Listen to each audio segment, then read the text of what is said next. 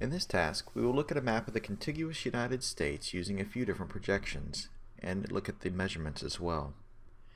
In QGIS Desktop, click Project, Open, and choose CountryView.QGIS. This is an unprojected map of the lower 48 states of the United States of America. Let's use the Measure tool to measure the distance between New York by left-clicking on New York and Los Angeles by right-clicking on Los Angeles. Now, multiple things can happen here. One, you could get about 3,962 kilometers, which would be the correct distance, and let me bring it back up here, between New York and LA. You could get about 4,943 kilometers, which is what I got, which is an incorrect distance. Or you could even get 44 meters between the two cities. So what's going on? Well, it's a few different things. If on-the-fly projection is turned off, then it would return about 44.8 meters. To make sure on-the-fly projection is on, click Project, Project Properties, CRS tab, and make sure Enable on-the-fly CRS transformations is checked, and WGS84 is the coordinate system. The second thing to check is whether it is measuring using an ellipsoid. So in this case, I have on-the-fly projection turned on, but I do not have my ellipsoidal calculation set. To do that, I click Project, Project Properties, and under the General tab, for measurements, for the ellipsoid, I'm going to select WGS84 because that's the coordinate system and ellipsoid I want to measure with. I'll now click OK, and I'm going to remeasure between New York and Los Angeles, and now you see I get about 3,952 kilometers, which is pretty close to the actual answer of 3,962 kilometers. Okay, so now let's project the data using the Eckert-4 projection. The Eckert-4 did a nice job with the whole world, but we'll see how it fares with a single mid-latitude country. So on the project properties, on the CRS tab, I'm going to choose World Eckert-4 by typing in Eckert, and if I've used it before, it'll show up in the recently used coordinate systems, or I can go down and choose World Eckert-4. And I'm going to click OK, and you'll see that there's clearly a great deal of distortion using this projection.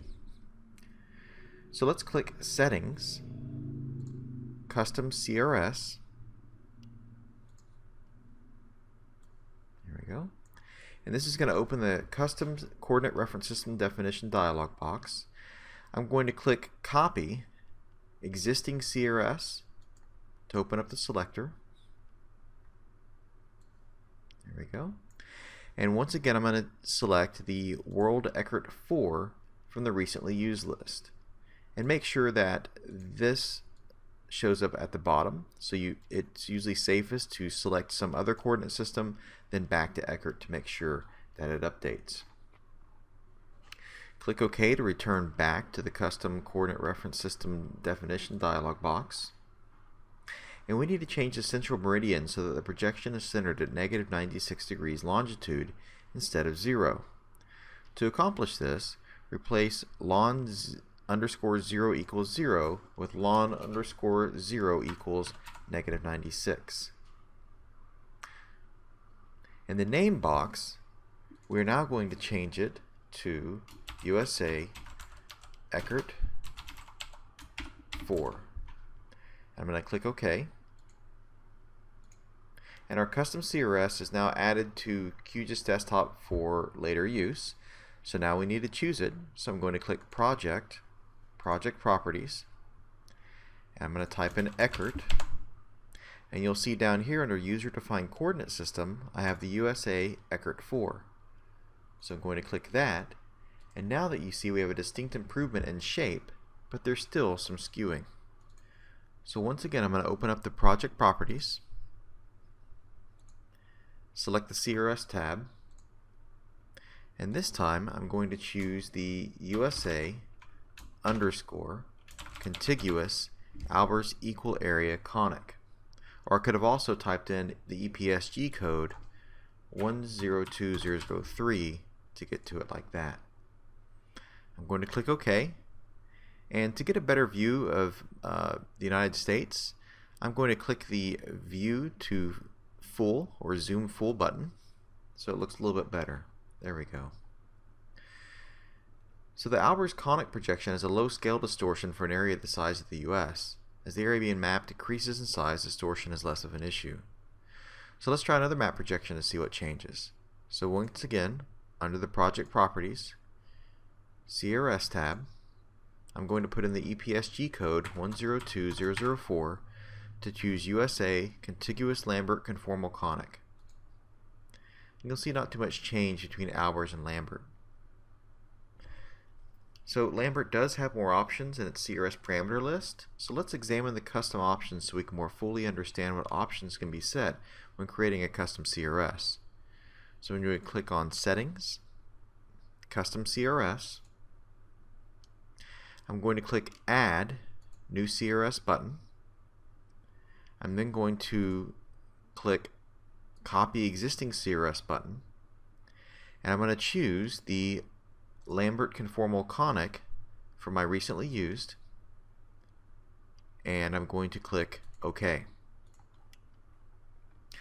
I'm going to change the name back to Modified USA Contiguous Lambert Conformal Conic.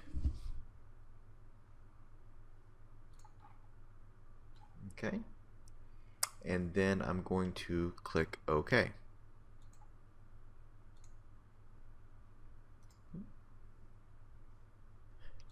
Now that I have that set, I'm going to go back to Project Properties, and I'm going to change to my I'm going to find my modified, so I'm going to type that in here, USA Contiguous Lambert Conformal Conic, and I'm going to click OK. Now there are many ways we can customize this CRS, and I'm not going to go through that here. You can read that in the lab. So what I'm going to do is walk through the steps of actually making those changes. Okay, I'm going to get rid of my Measure tool and just select the Pan tool here. In the Layers panel, turn off the circle layer and turn on the intersection point layer. Next, under Project, choose Project Properties, select the General tab, and then for the coordinate display, make sure Map Units Meters is selected. Click OK. What that does is that sets the units of the coordinates down here in the lower center of QGIS. So now we can see when I have my mouse cursor to the bottom and left or the third quadrant, they are both negative. In the first quadrant, they're both positive because this is our 0, 0 point. So if I use the zoom in tool and zoom in really close and then put my mouse cursor on there, you can see it's at 0, 0 or really close to it. I can't exactly get it here. So that's our origin point for our map projection.